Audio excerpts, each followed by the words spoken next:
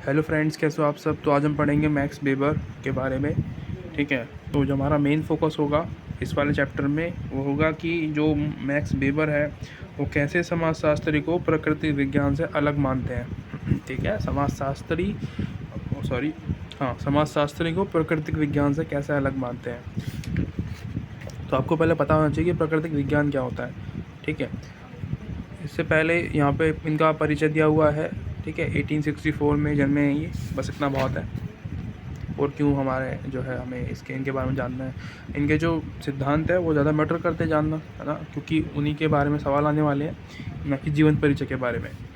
ठीक है, तो सबसे पहला टॉपिक आता है आपका मैक्स वेबर के मैक्स वेबर के लेखन पर अन्य विचारकों के प्रभाव। जैसे कि हमेशा पढ़ते हुए आए हैं हमने कार्ल मार्क्स के बारे में पढ़ा।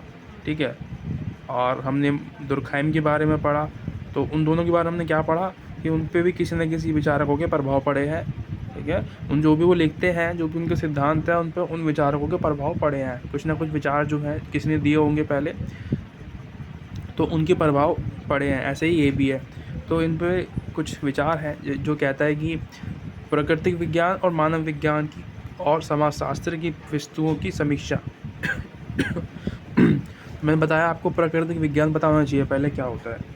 देखो, जब भी हम स्टडी करते हैं भूगोल के बारे में, यानी कि अपनी जो फिज़िकल ज्योग्राफी होती है, ठीक है, यानी कि अपनी पृथ्वी कैसे परिक्रमा करती है, सूरज के चक्कर लगाती है या सूरज पृथ्वी के चक्कर लगाता है, तो ये दोनों जो है समझने में हमें बहुत ज़्यादा समय लग गया।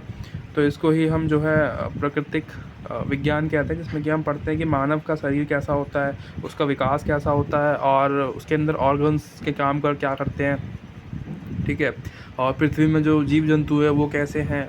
ठीक है, उनकी प्रजातियाँ अपने देश, हमारे जो विश्व में, हमारे समाज में जो आसपास में जो पेड़ पौधे हैं, ठीक है, यानी कि दुनिया के अंदर, वो किस तरीके से मतलब काम करते हैं, उनका काम क्या है, क्यों दिए हुए हैं, ऑक्सीजन क्या काम करता है, ये सब आता है प्रकृति विज्ञान के अंदर, यानी कि जो नेचर के बारे में हम स्टडी करते हैं उसको कहते हैं।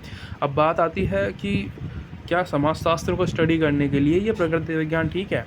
देखो, प्राकृतिक विज्ञान सिर्फ प्रकृति को स्टडी करने के लिए ठीक है। हम मानते हैं कि हम लोग प्रकृति के ही हिस्से हैं, इंसान प्रकृति के हिस्से, लेकिन इंसान के अंदर आत्मा होती है। ठीक है, जैसे पेड़ पौधे हैं, आप उनसे बात करके उनके बारे में जान नहीं सकते। ठीक है, उसके लिए हमें जो है रिसर्च करनी पड़ेगी, चीज़ों के बारे में रिसर्च करना पड़ेगा, देखना पड़ेगा उनके पास जाके। उनमें जो है जो भी मशीन वगैरह बनाते हैं ये साइंटिस्ट, इसका यूज़ करते हैं वो लोग चेक करने के लिए कितना पुराना है, कितना नया है, और इसके अंदर इसको ठीक कैसे कर सकते हैं। ठीक है, तो इंसान के साथ हम ऐसा नहीं कर सकते।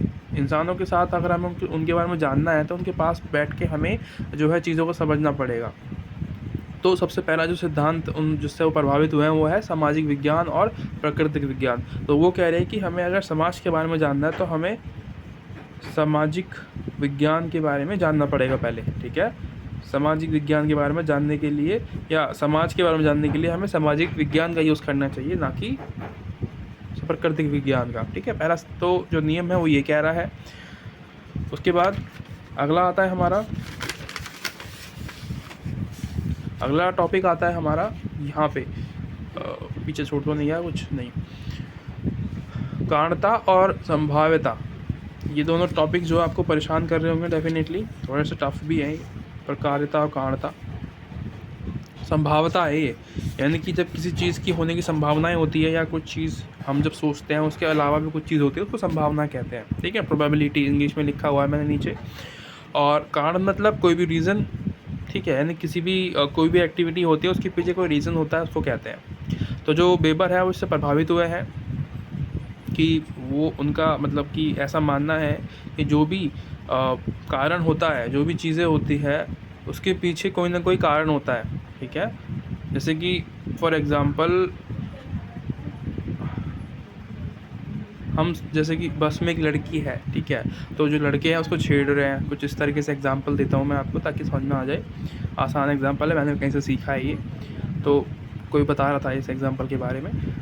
देखो, तो जैसे कोई लड़की है, बस में चढ़ी है, उसमें लड़के भी हैं, उसको छेड़ने की कोशिश कर रहे हैं, तो लड़की क्या है, मतलब किसी भी रीज़न से उसको चाटा मार देती है। ठीक है, तो उसने जो वो काम करा है, ठीक है, उसके पीछे रीज़न क्या है, उस लड़के का छेड़ना। ठीक है, कारण क्या हो गया, उस लड़के का छेड़ना। उसके अलावा क्या पता संभावना ये भी है कि संभावना ये भी है कि ज़रूर थोड़ी ना है कि वो जो लड़की है वो इस इरादे से आई हो कि उसको किसी को थप्पड़ मारना है आज, कि कोई भी मुझे छेड़ेगा तो मैं उसको थप्पड़ मारूंगी, ठीक है। तो इस तरीके से मतलब पहले से कोई सोच के नहीं चल रहा उस चीज़ को, पर वो हो गई, तो उसको हम कहते हैं संभाव्यता और कारणता, दोनों में बता दिया आपको। तो ये दोनों चीज़ें हैं जिससे कि वो प्रभावित हुए हैं। और इसके अलावा तीसरा एक आता है, ये लास्ट है शायद, इसको बोलते हैं सामाजिक विज्ञान में वस्तुपरकता। वस्तुपरकता और मूल्य, तो क्या है इसका मतलब, पहले समझना पड़ेगा वस्तुपरकता क्या होती है। वस्तुपरकता का मतलब होता है ऑब्जेक्टिविटी, ठीक है। अब देखो, एक हमने पढ़ा था लास्ट वीडियो में दुर्खाइम के बारे में। दुर्खाइम क्या कह रहे हैं कि जो मूल्य के बारे में बता रहा हूँ मैं अभी आपको, मूल्य का मतलब क्या होता है, इसमें मूल्य दिया हुआ है एक। तो दुर्खाइम कह रहे हैं, देखो दोनों का मतलब एक ही है, कंफ्यूज नहीं होना है हमको। दुर्खाइम कह रहे हैं कि मूल्य मतलब क्या होता है कि कोई भी व्यक्ति, ठीक है, कोई भी समाजशास्त्री कोई आंकड़े इकट्ठे करता है, कोई भी नॉलेज इकट्ठे करता है, ठीक है। मतलब कि फॉर एग्जांपल कोई व्यक्ति है, उसको यात्रा का बहुत शौक़ है, ठीक है। वो यात्रा पर गया, राइटर है वो, एक यात्रा पर गया, उसने अपनी यात्रा के बारे में, यात्रा वृत्तांत लिखते हैं ना हिंदी में, सब्जेक्ट है, आपको मतलब मिला होगा कहीं ना कहीं, आपने पढ़ा होगा। तो यात्रा वृत्तांत लिखा, तो उसने वो तो लिखा जो उसने देखा, उसके अलावा उसने वहाँ पर अपना एक्सपीरियंस भी लिख दिया, जो उसके पास एक्सपीरियंस है उसके अकॉर्डिंग भी उसने चीज़ें जो है उसमें ऐड कर दी। तो वो जो चीज़ है जो उसने लिख दी है अपने एक्सपीरियंस को ऐड करके, अब उसकी वैल्यू क्या है, कम हो गई है, ठीक है। वैल्यू कम हो गई क्योंकि वो जो वैल्यू उसके अंदर पहले से ही थी, जो उसमें असलियत थी, उसने उसको असलियत को ख़त्म कर दिया, उसमें अपनी एक्सपीरियंस ऐड करके तोड़ मरोड़ दिया उस चीज़ को। जैसे कि दुर्खाइम कहते हैं तोड़ मरोड़ना, किसी भी चीज़ को जो आपके पास है उसको तोड़ मरोड़ के आप पेश करते हो, उसको हम कहते हैं वस्तुपरकता। यानी कि वस्तु के साथ कोई भी छेड़खानी जब करते हैं हम लोग। अब कोई भी कारण जो कुछ भी होता है समाज में, उसके पीछे कोई ना कोई वैल्यू होती है। देखो अभी आप मेरी वीडियो देख रहे हो, ठीक है, आप मेरी वीडियो देख रहे हो, उससे आपको क्या वैल्यू मिलेगी कि आपको कुछ नया जो है लर्न करने को मिलेगा, सीखने को मिलेगा इस चैप्टर के बारे में, इस बुक के बारे में मेरे से, ठीक है। मुझे क्या वैल्यू मिलेगी, मैं क्यों पढ़ा रहा हूँ, मैं इसलिए पढ़ा रहा हूँ ताकि मेरा जो है आजीविका स्टार्ट हो जाए, ठीक है, मेरा जो है मतलब तरीके से काम चल जाए पॉकेट मनी के तौर पे। और मेरा एक मकसद भी है कि एक बच्चों को कुछ सिखाना, जो मुझे आता है एटलीस्ट मैं अपनी चीज़ें जो है वो शेयर कर पाऊँ, कि मुझे जितना मुझे आता है, जो मैंने सीखा है अपने एक्सपीरियंस से, वो मैं आपको बता पाऊँ। ये मेरा एक्सपीरियंस नहीं है, ये बुक में लिखा हुआ है, ठीक है। एक्सपीरियंस मतलब जो मैंने जिस तरीके से मैं पढ़ता हूँ उस तरीके से मैं आपको बताता हूँ कि मैं ऐसे पढ़ता हूँ इस चीज़ को सीखने के लिए। तो इससे आसान होता है बच्चों को पढ़ना, ठीक है। तभी तो टीचर भगवान समान मान जाते हैं, क्योंकि वो पहले मेहनत करते हैं, फिर बच्चों को उसी चीज़ को आसान तरीके से सिखाने की कोशिश करते हैं।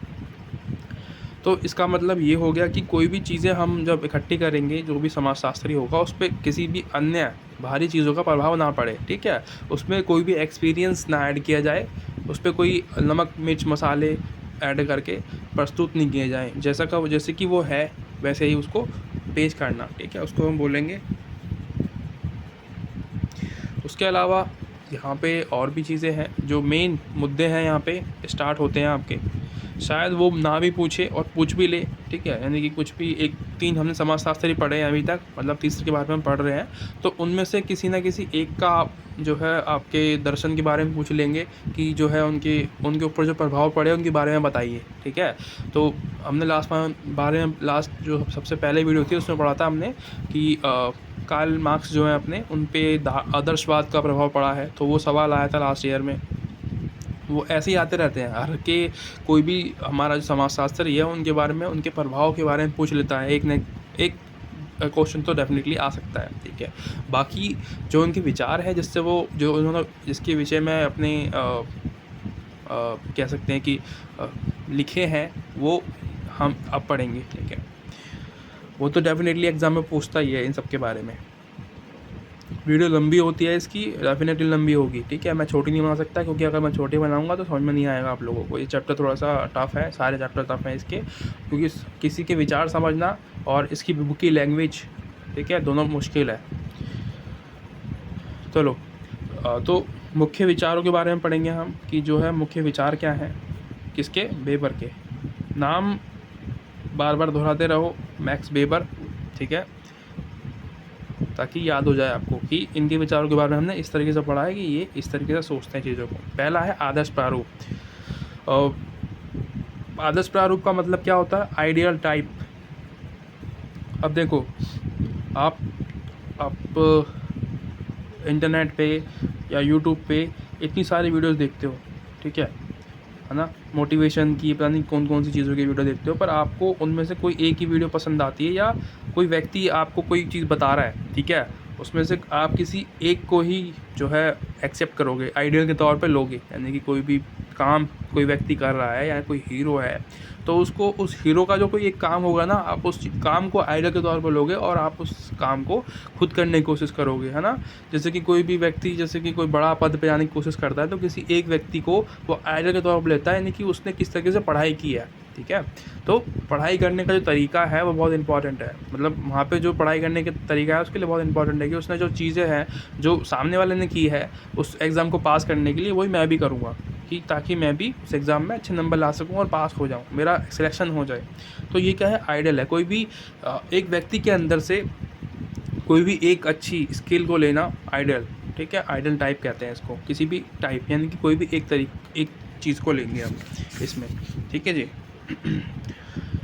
तो ये हो गया हमारा। इसके बारे में हम और जो है विस्तार से बात करेंगे नेक्स्ट चैप्टर में, जैसे कि हम अभी तक करते हुए आ रहे हैं। क्योंकि पहला जो चैप्टर होता है वो इंट्रोडक्शन पार्ट होता है, जिसमें सिर्फ हम इंट्रोडक्शन के बारे में बात करते हैं, ताकि आप जो है जो हम पढ़ने वाले हैं उससे रूबरू हो जाएं कि हम क्या पढ़ने वाले हैं, ठीक है। तो अगला टॉपिक आता है हमारा सामाजिक क्रिया, यानी कि सोशल एक्शन कहते हैं इसको इंग्लिश में बता रहा हूँ मैं साथ साथ में, ताकि आपको समझने में आसानी हो जाए। और एग्ज़ाम में अगर आपको समझ में ना भी आ रहा है तो आप कुछ ना कुछ तो लिख के आ ही जाए, ठीक है, इंग्लिश में भी पढ़ के। सोशल एक्शन, अब इसको हम ऐसे समझ सकते हैं कि कोई भी काम जिससे कि किसी व्यक्ति को फ़ायदा हो रहा है या किसी व्यक्ति को नुकसान हो रहा है, मेरी वजह से आप अगर सीख रहे हो कुछ, तो वो सोशल एक्शन में आएगा, ठीक है।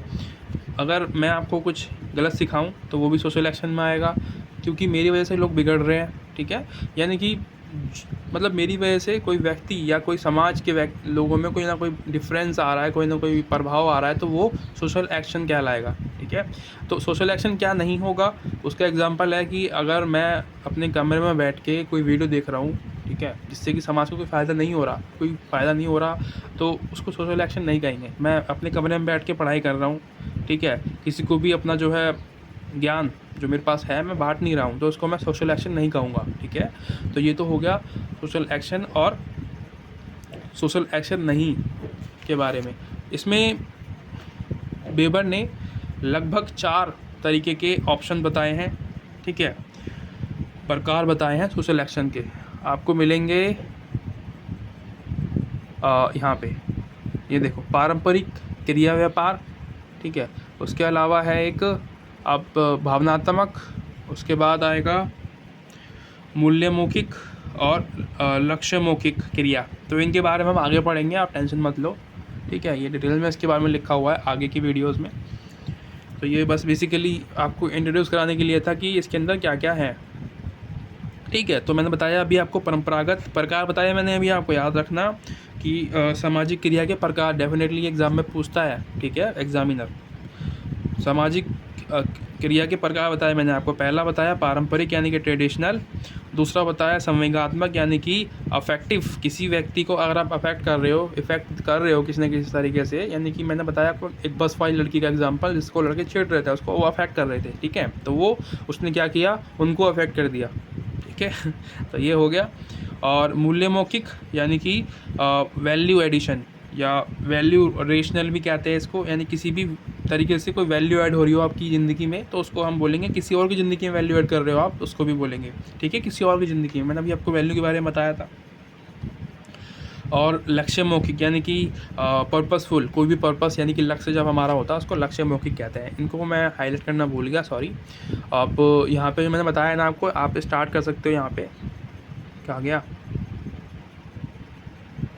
ये रहा ऊपर से वेबर के 4 प्रमुख कारक, मुख्य प्रकार के सामाजिक क्रिया व्यापार, ठीक है।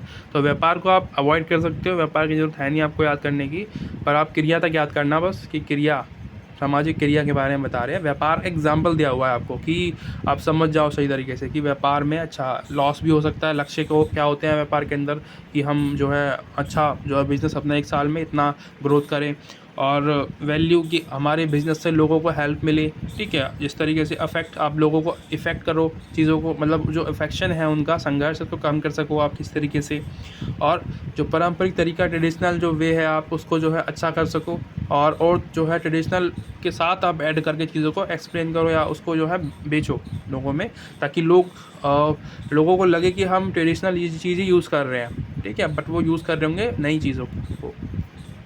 तो ये मैंने बता दिया आपको एग्जांपल के तौर पे। अगला आता है हमारा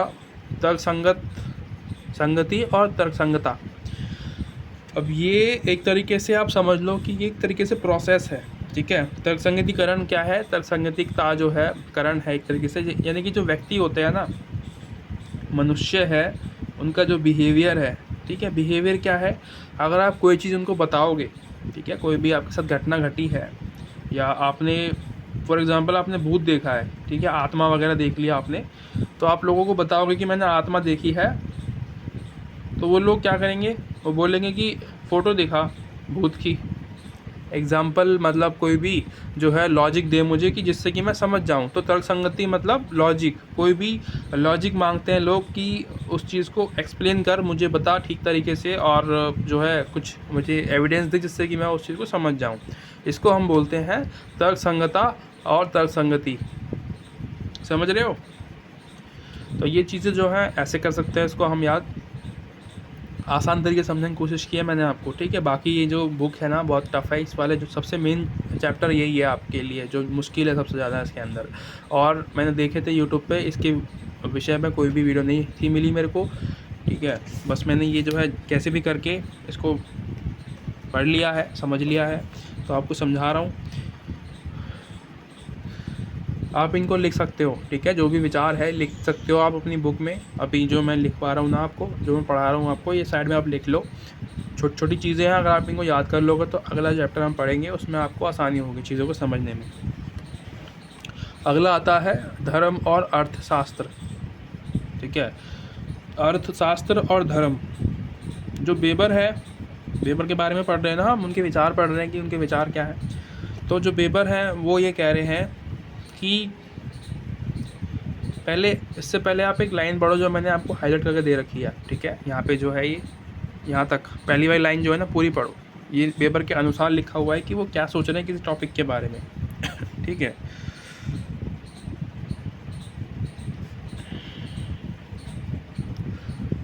पढ़ लिया? पढ़ा तो नहीं होगा वैसे शायद आपने, चलो ठीक है कोई बात नहीं, बता देता हूँ। तो देखो, हम अगर अपनी हिस्ट्री में जाके देखें वर्ण व्यवस्था के बारे में, देखो वर्ण व्यवस्था ही एक एग्जाम्पल है जिससे कि बच्चे जो है सही तरीके से समझ सकते हैं चीज़ों को।